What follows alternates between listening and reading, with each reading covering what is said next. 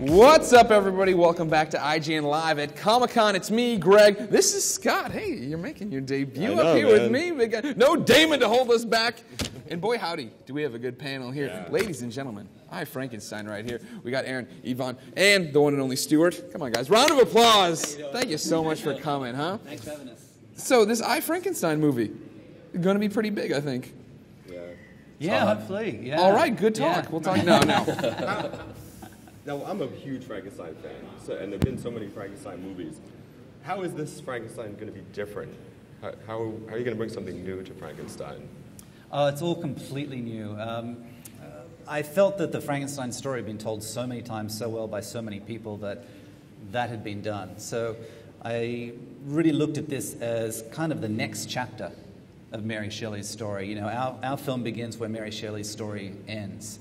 And if Mary Shelley's story, you know, is the story of how the first man-made human was made. This is the story of how that being becomes human.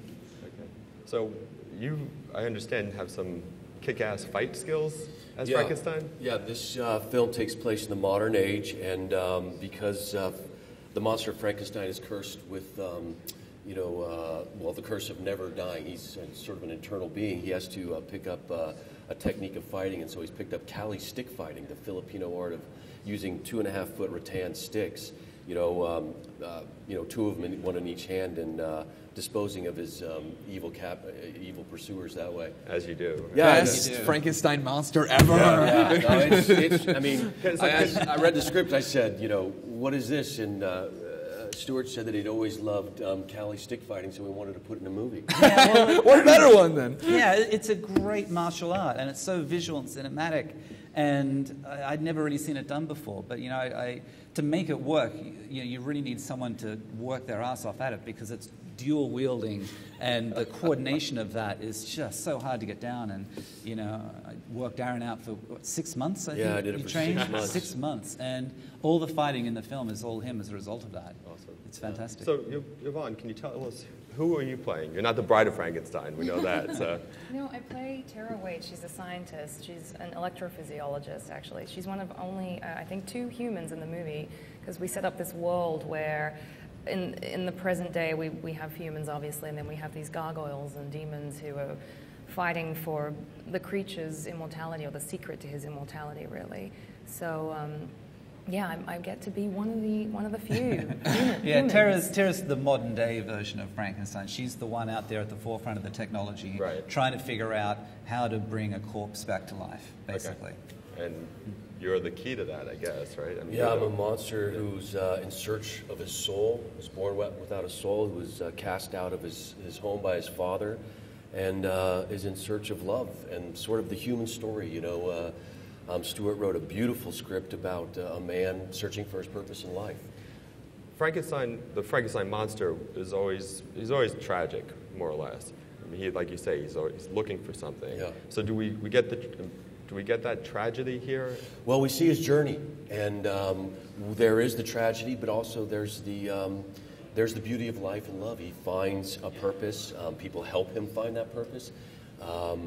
As Yvonne said, we're talking about good and evil, so he makes moral choices from a moral base in himself. So it's. I like to think of this movie. I'm not sure if I ever told Stuart this, about teenage kids who are, they feel unworthy and they're abandoned. And they don't feel that they have a purpose in life. And I feel like the monster of Frankenstein is really like that young teenage kid who has all those scars in the inside, and they start developing on the outside. And then he's got to go through his journey in life, finding out who he is. What's the tone of the film? It's not a horror. You wouldn't call it a horror. No, it's an action thriller. It's a big epic. It starts off in 1795, but then the bulk of the film takes place in present day. Okay. So it's a giant 200-year span. Okay. Is this a franchise potential? Could it be this, the saga of Frankenstein? Frankenstein 2. The monsters are back. More Frankenstein. We Frankenstein. Look, I mean, Electric Boogaloo. It's so hard to think about that when it's such a huge amount of work just to get this one done and get it right and get it out, and just hope people go and embrace it. It is certainly something different, and I guarantee you've never seen anything like it before. Yvonne, for a role like this, do you do research? Like, I want to go study with somebody who's trying to bring corpses back to life? Yeah, of course. No, I met with a cardiologist who specializes in that area because I didn't really know anything about it. And what was his name? Sparks? Dr. Sparks? Dr. Sparks. Electrophysiologist. Isn't that funny? Yeah. No kidding. Good. Yeah, so no, definitely it helped a lot to throw myself into this world. And she's definitely a very smart, scientifically minded woman in this movie. Not a damsel in distress. Yeah.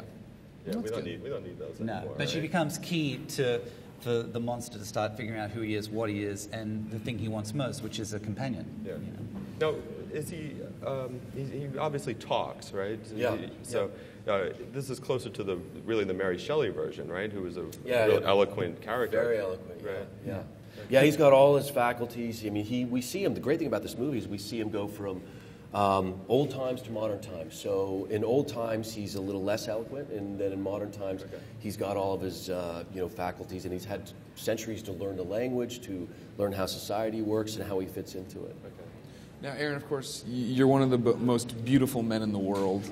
So how did you get in touch with being a monster? I mean, being an outcast. Come on now, look at this. We scarred him up. We made him ugly. It wasn't hard.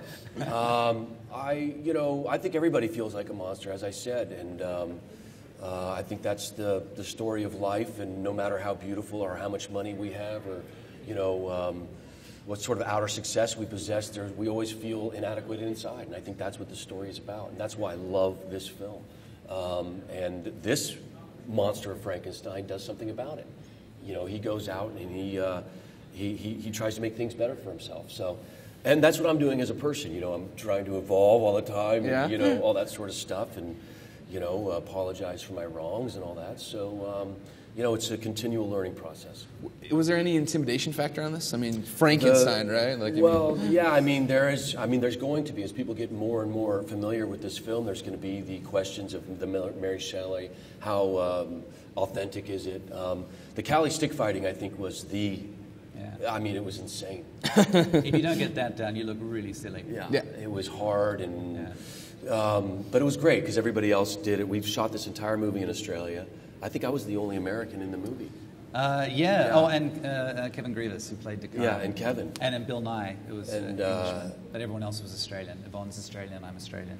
Yeah, so... Is the stick fighting this is based on a graphic novel. Is the stick fighting in the graphic novel, or did you... No, the graphic novel basically served as inspiration. We took the title and the concept of the Frankenstein monster being alive in our day and age, and I kind of took it and ran from there. Okay. Do you guys have a favorite Frankenstein, either movie or, Herman Munster or anything like that? Herman Munster, everyone's favorite Frankenstein. It's always the classics to me, the Hammer films. Hammer. I love all those films. There are references in I Frankenstein to all of those films all the way through. Yeah. So yeah. We have no bolts in our movie. All right. There's it's 21st century, right? Do you see, I guess this is more for Stuart, do you see like the fact that it seems like, Hollywood's filled with sequels, right? And people want original ideas. Are we to the point now where we can go back to, we're talking about classics like Frankenstein, Dracula, Mummy, stuff like these movies that you remember being black and white and kind of hokey, and bring them out and bring out all these human elements and really give them a modern day take? Yeah, look, I think these stories are ripe for that sort of thing, and that was definitely the idea behind this, was to say, okay, if this had really happened, if this guy had really got a corpse and filled it with all these parts and tried to bring it together, how would it have behaved? How would it have learned, grown? And what would have happened, after he buried his father? After his father died, what would have happened next? And where would he be today? In our day and age, how would he have evolved or not have evolved? Where is he? What is he? It's really trying to treat it as very, very real and say, okay, well, what would that look like? Fascinating. Aaron, I have to ask you about Two-Face, because everyone loves The Dark Knight. We're at Comic-Con. Can you just tell us what that experience has been like since the movie it's long since been out, obviously? Yeah, well, you still get people asking you about it? Yeah, all the time. Both adults and children alike, and everybody loves the movie. I think that, as we were talking before, Heath Ledger's performance as the Joker is extraordinary, and it really put that film into another, category in film history, and I'm very proud to have been involved in that. And it's fun to watch the new Batman's come out, and now that if Chris does another one or if he doesn't, I'm part of the Batman family now, which I never thought I would have been. What do you think of Dark Knight Rises? Did you see it? I haven't seen it yet. Okay.